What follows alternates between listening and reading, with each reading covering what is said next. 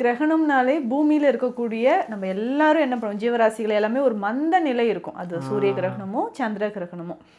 இப்போ சந்திர கிரகணம் அப்போயும் நம்ம சூரிய கிரகணத்தப்போ என்னெல்லாம் ஃபாலோ பண்ணமோ அதே வழிமுறைகள் தான், நம்ம வழிபாட்டு முறைகள் தான் ஃபாலோ பண்ண போகிறோம். நம்ம கண்ணால் பார்க்கக்கூடிய, அதாவது சூரியன் சந்திரன் தான் கண்ணால் பார்த்து நம்ம வழிபடுறோம்.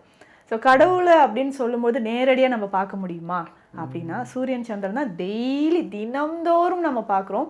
பூமியில் இருக்கக்கூடிய எல்லா ஜீவராசிகளுக்கும் அந்த வெப்பம், ஒளி, இரவு, பகல், அந்த வெளிச்சம் அப்படின்றது ரொம்ப முக்கியம். ஸோ ஒரு அணுவில் இருக்கக்கூடிய உயிரில் இருந்து பெரிய உயிரினங்கள் வரைக்கும் இது ரொம்ப முக்கியம் இல்லையா? பஞ்சபூத தத்துவமும் அதை அடிப்படையாக வச்சு தான் சித்த மருத்துவமே இருக்குது.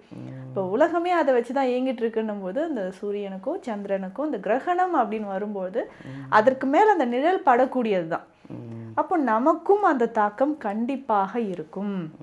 நிறைய ஜீவராசிகள் பார்த்தீங்கன்னா அந்த டைமில் உணவே எடுக்காது.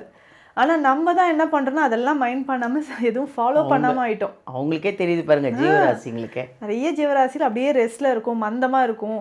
ஸோ நம்மளும் என்ன பண்ணணும் அப்படின்றது சில வழிமுறைகள் இருக்குது. பொதுவாகவே கிரகணத்தப்போ உணவு எடுக்க மாட்டாங்க.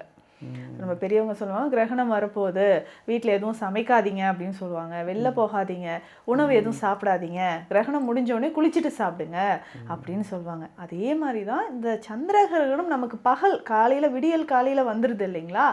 நம்ம கண்ட்ரியில் இது தெரியாது. ஆனால் பட் இது அமெரிக்கா, ஐரோப்பா, ஆசியா நாடுகளில் எல்லாமே இது நமக்கு சந்திர கிரகணம் தெரியும். பட் பூமியில் இருக்கக்கூடிய எல்லாருக்கும் சந்திரன் ஒன்று தானே.